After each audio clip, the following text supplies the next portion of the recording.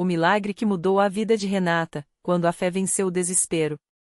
Renata Oliveira tinha 38 anos, 2 filhos pequenos e um casamento que, aos poucos, se desmoronava sob o peso de uma doença misteriosa. Há quase 3 anos, ela acordava todos os dias com as pernas inchadas, tão duras que doíam ao menor toque. No início, os médicos disseram que era apenas retenção de líquido, receitaram remédios e mandaram reduzir o sal. Mas o inchaço só piorava. As pernas ficaram tão grossas que suas calças não fechavam mais, e as marcas dos dedos ficavam fundas na pele, como se seu corpo fosse de massa. A dor era constante, uma queimação que subia até as coxas, e às vezes ela mal conseguia andar. O pior não era a dor física, mas o desespero. Renata era costureira, e com as mãos também inchando, não conseguia mais segurar a agulha direito. As contas se acumulavam, o aluguel atrasava, e o marido, Carlos, um homem simples que trabalhava como motorista de aplicativo, começava a perder a paciência. Até quando vamos viver assim, Renata? Os meninos precisam comer, e você não pode nem trabalhar, ele gritava, frustrado. As discussões eram frequentes, e ela se sentia um fardo. À noite, chorava no banheiro, pedindo a Deus uma saída, qualquer sinal de que aquilo não era o fim. Foi numa dessas noites, depois de mais uma briga, que Renata ligou a TV sem esperança. Tropeçou num programa da Igreja Universal do Reino de Deus, onde um pastor falava sobre libertação e milagres. Deus não abandonou você. Ele está esperando sua fé para agir, dizia o homem, com uma convicção que a fez parar e prestar atenção. Algo dentro dela estremeceu. Ela não era de ir à igreja, sua família era católica não praticante, mas naquela hora, com as lágrimas escorrendo, sentiu um chamado. Se Deus pode curar, por que não eu? Pensou. No domingo seguinte, com as pernas latejando, Renata arrastou-se até a Universal mais próxima, no bairro de Vila Matilde, em São Paulo. Assim que entrou, o impacto foi forte, o som dos louvores vibrava nas paredes, pessoas levantavam as mãos, outras choravam no altar. Uma senhora a abordou com um sorriso. Filha, você parece sofrida. Vamos orar por você? Renata, envergonhada, balbuciou sobre suas pernas, e a mulher a levou até a frente, onde o pastor estava ungindo as pessoas com óleo consagrado. Hoje é o seu dia, irmã, disse o pastor, colocando a mão em sua cabeça. Essa doença não é de Deus. É obra do inimigo, e nós vamos quebrar essa maldição em nome de Jesus. Renata sentiu um arrepio. Nunca havia vivido algo assim. Quando o pastor ordenou que ela andasse, ela tentou, mas a dor era tão intensa que quase caiu. Não desista. A fé é a chave, gritou ele, enquanto os auxiliares a seguravam. Ela chorou, sentindo uma mistura de vergonha e esperança. Foi então que uma auxiliar, a irmã Marta, se aproximou. Renata, você precisa participar da corrente de oração das terças-feiras. É lá que Deus opera os milagres mais poderosos. E não esqueça, o dízimo e as ofertas abrem as portas da bênção. Renata hesitou, ela mal tinha dinheiro para o leite dos filhos, mas algo dentro dela insistia, confie. Naquela noite, com as últimas economias, ela separou o dízimo e uma oferta, colocando-os no envelope com lágrimas nos olhos. Senhor, se o Senhor existe, me mostra que o Senhor está aqui, sussurrou. Na terça-feira, ela voltou. A igreja estava lotada, o ar pesado de expectativa. O pastor falou sobre a fogueira santa de Israel, um momento de quebra de maldições ancestrais. Muitas doenças vêm de gerações passadas, de pactos que seus antepassados fizeram com o mal. Mas hoje, o fogo de Deus vai queimar tudo, declarou. Renata sentiu o coração acelerar. Quando o pastor pediu que todos colocassem as mãos no local da dor, ela obedeceu, fechando os olhos com força. De repente, uma onda de calor percorreu suas pernas. Não era dor, era como se algo saísse dela. O pastor gritou, em nome de Jesus, saia dessa mulher. Renata começou a tremer. As lágrimas escorriam, e ela sentiu, pela primeira vez em anos, um alívio. Ande, ordenou o pastor. Ela deu um passo, depois outro. As pernas ainda doíam, mas o inchaço parecia menor. Continue crendo. O milagre já começou, disse uma voz ao seu lado. Nos dias seguintes, Renata não faltou a nenhuma vigília de oração. Participou da campanha dos 7 dias de jejum, bebendo apenas água e suco, enquanto declarava: meu corpo é templo do Espírito Santo. Às vezes, a dor voltava, e o desânimo batia à porta, mas as irmãs da igreja a encorajavam: o inimigo não quer que você seja livre. Persista. Ela persistiu. E, pouco a pouco, o inchaço foi diminuindo. Até que, numa sexta-feira à noite, durante um culto de libertação, algo extraordinário aconteceu. O pastor estava ungindo as pessoas com sal consagrado, um símbolo de purificação. Quando chegou a vez de Renata, ele jogou um pouco nas suas mãos e disse: coma isso em nome de Jesus. A sua cura está neste ato de fé. Ela obedeceu, apesar do gosto amargo. No mesmo instante, sentiu como se uma corrente se rompesse dentro dela. As pernas começaram a formigar, e ela olhou para baixo, o inchaço havia sumido. Completamente. Glória a Deus, gritou, caindo de joelhos. As irmãs ao redor começaram a louvar, e o pastor levantou suas mãos: mais um milagre de Jesus nesta casa. Renata chorava sem parar, tocando suas pernas, agora normais, flexíveis. Na mesma hora, tirou os sapatos e correu pelo corredor da igreja, saltando, rindo, agradecendo. Estou curada. Estou curada, repetia, enquanto o povo aplaudia e glorificava a Deus. Quando chegou em casa, Carlos não acreditou. Renata, o que aconteceu? Perguntou, assustado. Ela mostrou as pernas, agora sem nenhuma marca, sem dor. Foi Deus, Carlos. Foi a fé. A Igreja Universal me ensinou que nada é impossível para ele. O marido, cético, tocou suas pernas, emocionado. Como isso é possível? Renata sorriu, porque Deus é fiel. E Ele quer abençoar a nossa família. A vida deles mudou. Renata voltou a costurar, e em pouco tempo, suas encomendas se multiplicaram. Carlos, impactado pelo milagre, começou a acompanhá-la aos cultos. Eles participaram juntos da campanha da prosperidade, e em poucos meses, conseguiram comprar uma casinha simples, mas própria. Antes, eu pensava que Deus tinha me abandonado, confessou Renata no testemunho no altar, uma noite. Mas Ele só estava esperando eu dar o primeiro passo.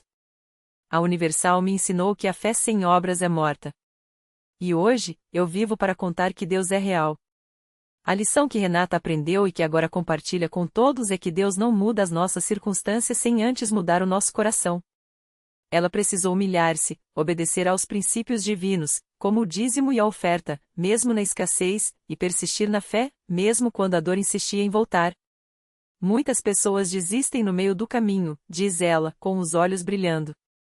Mas o milagre está do outro lado da persistência. Na Universal, eu aprendi que a batalha é espiritual, e que a vitória já está garantida para quem crê. Hoje, Renata é uma das primeiras a chegar aos cultos. Ela faz parte do grupo de intercessoras, orando por outros que chegam quebrados, como ela um dia chegou. E sempre que alguém duvida, ela conta sua história, mostra suas pernas saradas e repete, com convicção: se Deus fez por mim, Ele pode fazer por você. Basta acreditar. E foi assim que, num domingo de manhã, durante um culto de libertação, Renata sentiu o Espírito Santo tocando seu coração para dar um testemunho que mudaria a vida de muitas pessoas. Ela subiu ao púlpito com as pernas firmes, sem muletas, sem dor, e começou a falar com uma voz cheia de gratidão. Eu era uma mulher derrotada, confessou, enquanto algumas lágrimas escorriam pelo seu rosto. Os médicos disseram que eu nunca mais andaria sem ajuda. Minha família já tinha até comprado uma cadeira de rodas, achando que era o meu futuro. Mas Deus tinha outros planos. A igreja inteira ficou em silêncio, ouvindo cada palavra. Foi então que uma mulher chamada Mariana, sentada nos fundos, não conseguiu segurar as lágrimas. Ela também sofria de uma doença degenerativa nos ossos, e os médicos tinham dito que em pouco tempo ela não conseguiria mais caminhar. Ao ouvir Renata, sentiu algo dentro dela se mexer. Não era só esperança, era fé.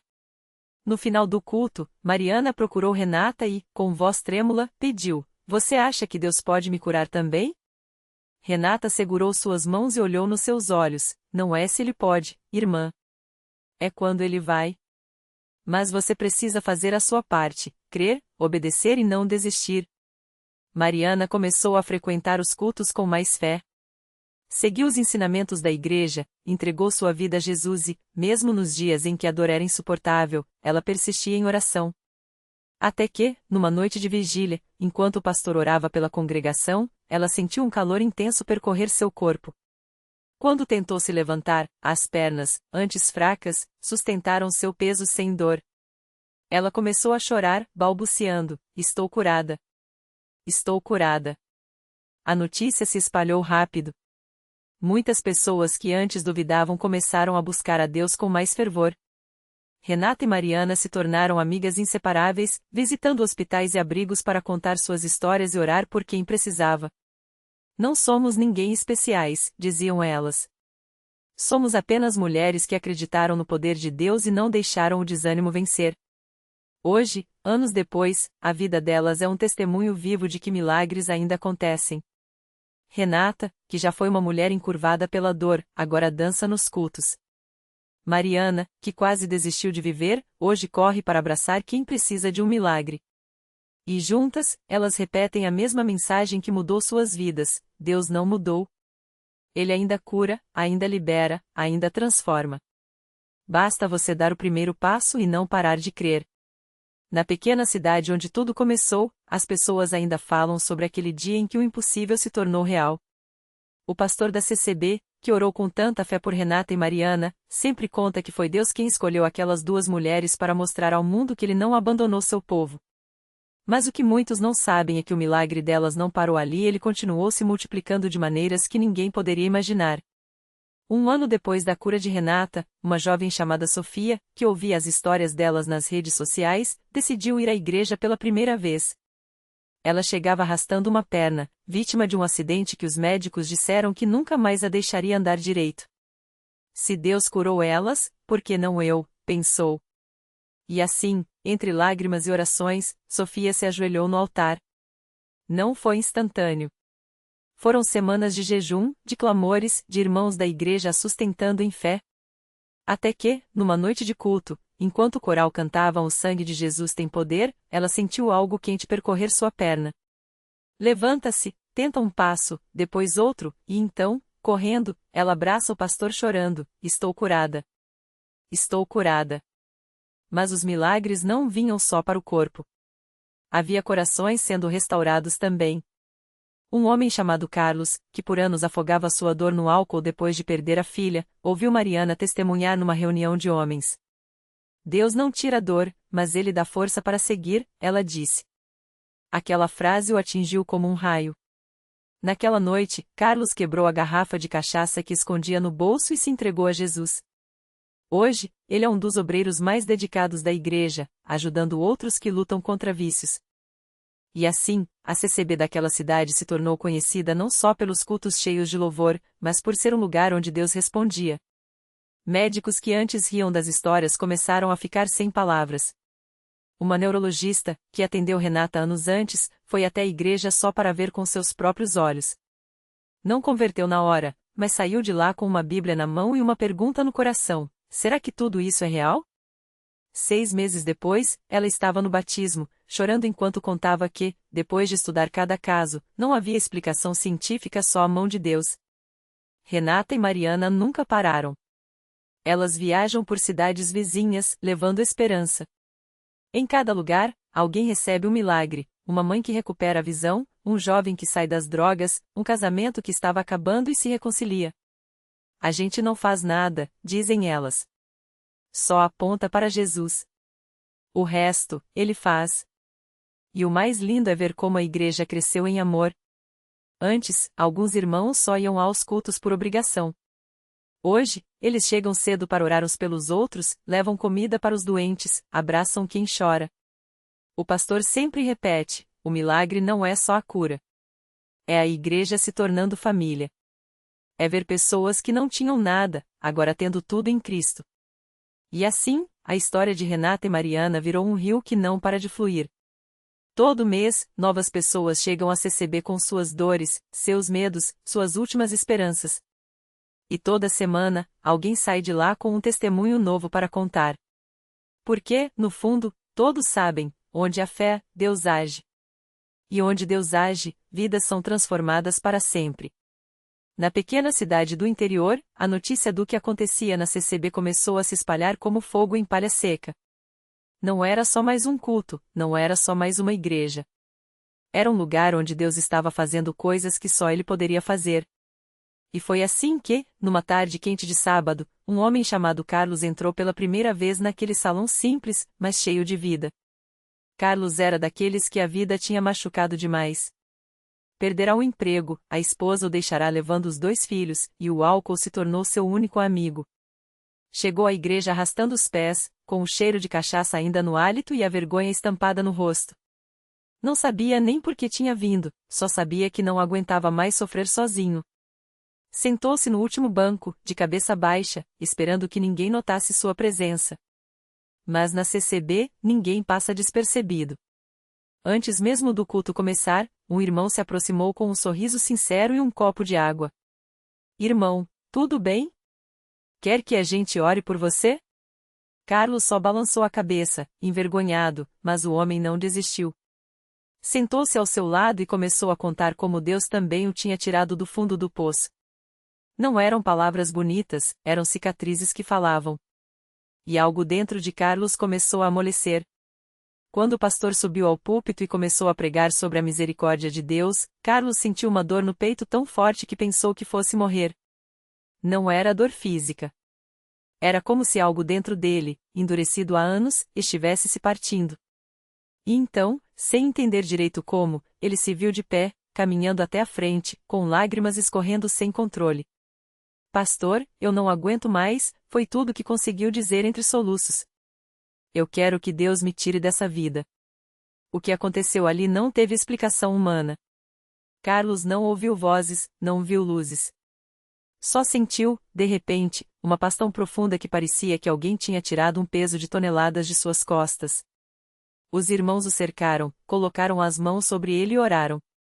Alguns choravam junto. Não era pena, era amor.